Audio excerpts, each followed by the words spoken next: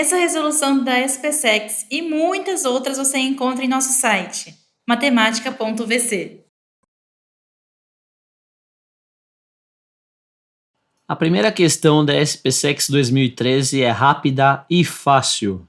O exercício nos dá aqui o gráfico de uma função e coloca alguns pontos nele. Então coloca aqui no início do gráfico o ponto A, depois aqui onde parece ser um ponto de máximo é o C, depois o ponto D, o E aqui que parece ser o mínimo e depois um ponto B, fechando aí um trecho da curva da função. O exercício faz algumas afirmações, vamos analisá-las. Alternativa A função f é crescente no intervalo a até o zero. Então, do a até o zero a função é crescente? Não, a função não é crescente. Ela começa crescendo do a até o c, mas aí depois do c ela começa a decrescer. Ó.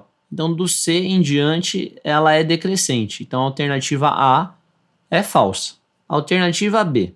F de x menor ou igual do que f de e para todo x no intervalo d a b.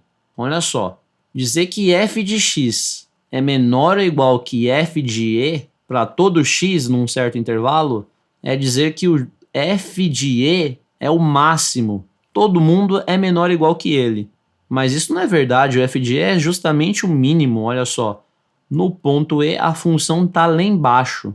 Então, essa alternativa também é falsa. Alternativa C. F de x menor ou igual a zero para todo x no intervalo de C a zero. Bom, então olha aqui, no intervalo de C até o zero, a função está acima do eixo x.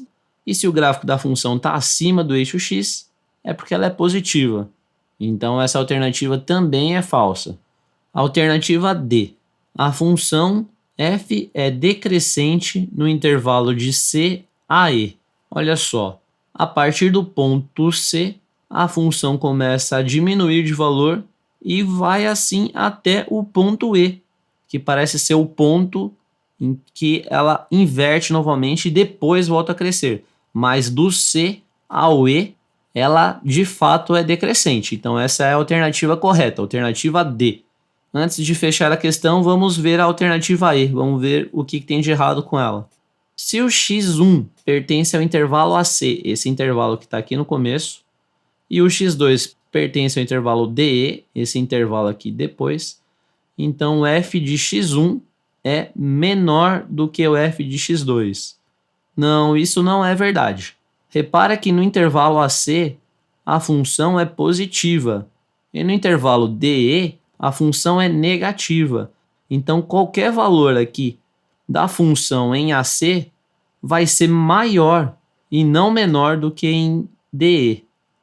Então, a E está errada também.